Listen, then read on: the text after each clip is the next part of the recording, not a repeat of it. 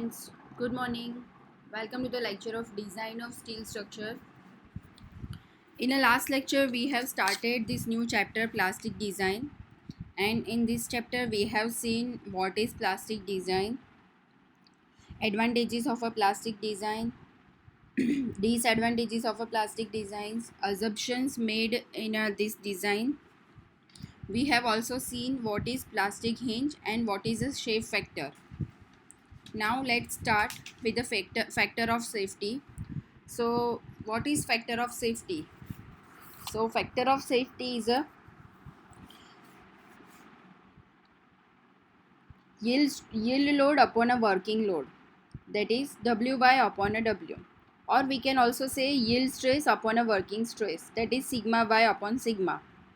So, basically, factor of safety is a 1.5. So, when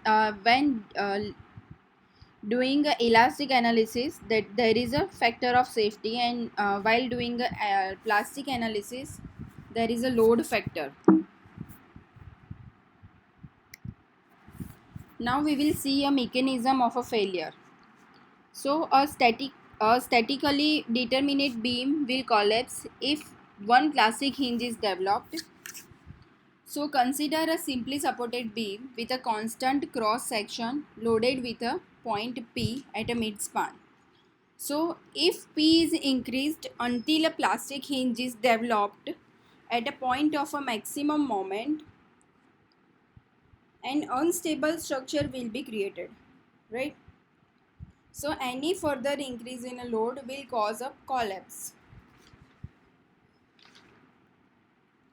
For a statically indeterminate beam to collapse, more than one plastic hinge should be developed.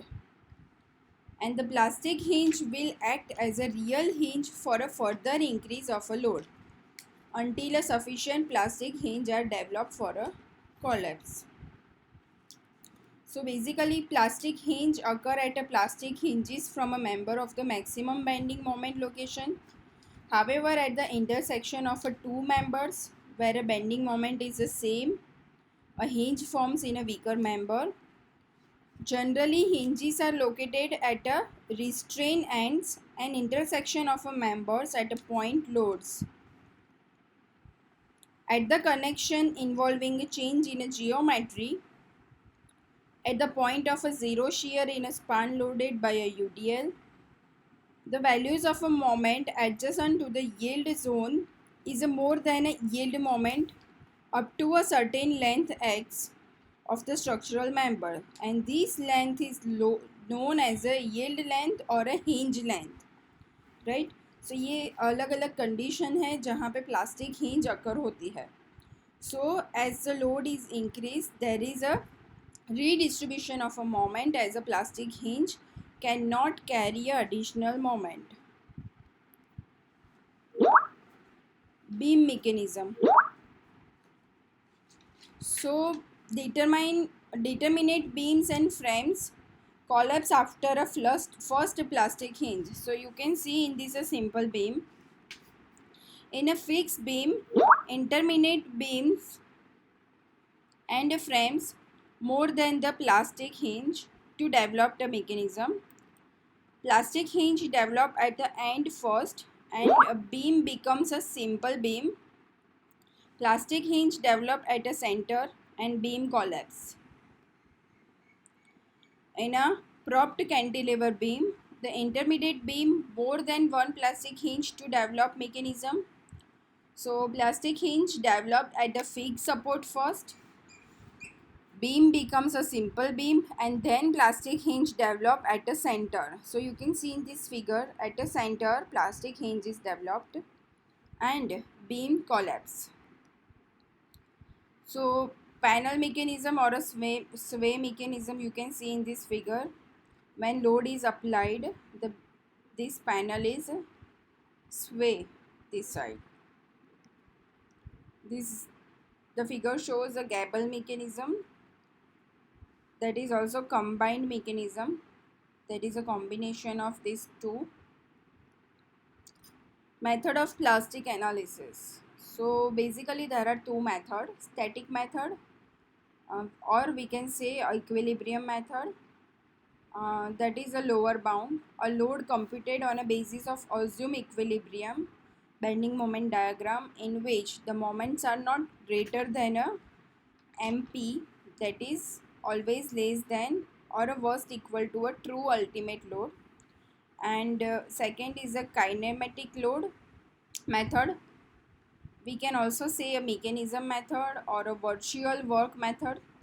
So in this method, work performed by external loads is equal to a internal work absorbed by a plastic hinges. So in upper bound, a load computed on a basis of a assumed mechanism is always greater than a true ultimate load.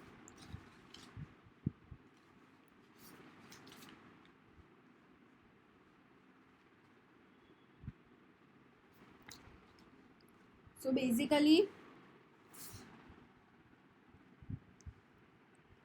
when structure is subjected to a system of a load, it is stable and hence functional until a sufficient number of plastic hinges have been formed to render a structural unstable, and it can defect and rotate continuously at a constant load and finally collapse, and that is called a mechanism, right? So there are various types of mechanisms: beam mechanism, panel or a sway mechanism, gable mechanism, joint mechanism, and combined mechanism that we have seen in earlier slides. Now we will see a beam mechanism. What is collapse load? So collapse load is a minimum load at which collapse will occur, and that will be a least value. And we can say a collapse load, um, we can calculate by Q is equal to S into F, and here F is a factor of safety used in a elastic design. And what is fully plastic load? So maximum moment capacity for design, and this value is a highest value. Now we will see different beams and how we can calculate this collapse load for a different condition of a beam. So let's start with a simple beam, right? Simply supported beam carrying a concentrated load, that is W. So since beam is a statically determinate, so here R is equal to 0. Hence only a one hinge is required for a collapse of a beam, and we can solve the problem by two methods, that is a static method and a kinematic method. So first we will see equilibrium method. So here maximum bending moment below a point load, that is M, that is a WAB upon L, and when load is increased, the collapse load also will be increased. So here MP will be a WU into L upon 4. So in a equilibrium method, WU will be a 4 MP upon L.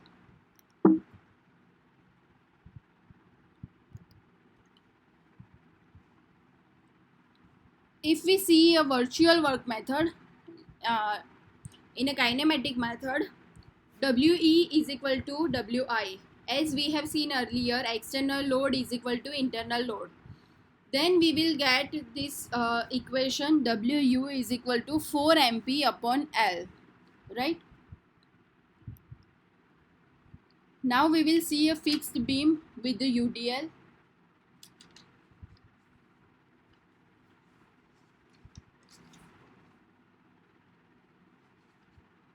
So in this method, M center will be a WL square by 24.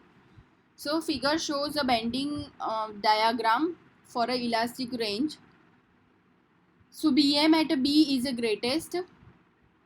As the load is increased, the plastic hinge will first form at B section, and then center, and finally at A. So at this stage the beam is converted into a mechanism, or ultimately it will collapse. So how we can calculate this? So plastic hinge will develop at the end first. So equilibrium will be a WU is equal to 16 MP upon L square. And if we see a virtual work method, then again WU will be a 16 MP upon L square. Here we will see a external workload is equal to internal workload.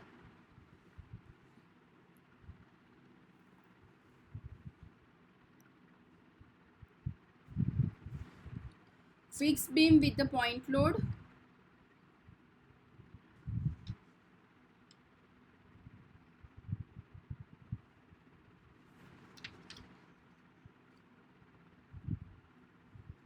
So in this method, virtual work will be a WU L by 2 into theta is equal to MP theta plus 2 theta plus theta. So this equation will get 8 MP upon L.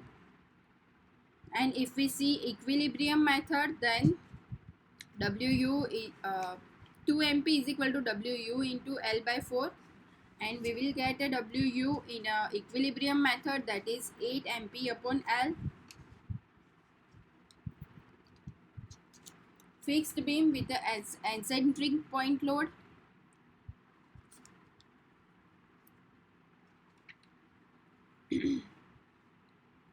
So you can see in this figure BM diagram for a elastic range.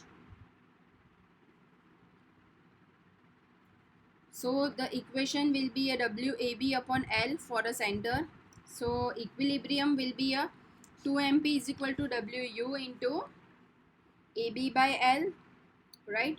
So we will get a WU is equal to 2 MP into L upon AB. And if we see a kinematic method, then theta is a rotational of a beam at A, and deflection below a point is equal to A into theta 2. So we will see this theta is 1 is equal to B by A into theta 2. So external work done by the load, that will be a WU A into theta 1, and internal work absorbed by hinges, that would be a MP into theta 1 plus theta 1 plus theta 2 plus theta 2. So by a principle of a virtual work, we will put a value here, and we will get WU is equal to 2 MPL upon A by A into B. Propped cantilever with the point load at a mid span, right? So in this method, you can see a different diagrams here, MB1, MP, and MC1, MC2. So in this method, virtual work can be calculated. WE is equal to WI. Here external workload will be a WU L by 2 into theta, and internal work done absorbed by this beam will be a MP into theta plus 2 theta. So we will get a WU is equal to 6 MP upon L, and in equilibrium condition, WU is equal to again 6 MP upon L. Propped cantilever with the UDL.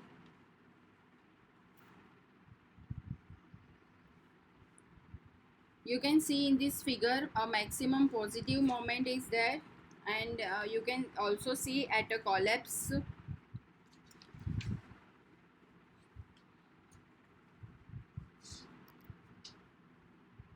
Moment, external moment would be a WU Lx by 2 minus WU x2 square by 2 minus MP into x2 by L. So you can get this external moment by this equation, and for a maximum that would be a 0. So condition would be a 0. So equation will be WU L by 2 minus WU x2 minus MP upon L is equal to 2. So we have to compare these two equations for getting WU, and by comparing these two equations we will get x2 is equal to 0.414 L, and from equation number 2, if we will put the value of x2 in this equation, then we will get a WU is equal to 11.656 into MP upon L square. So friends, in Next lecture we are going to study some example based on this theory. Till that, if you have any question or any query, then you can call me. Thank you so much for listening this lecture.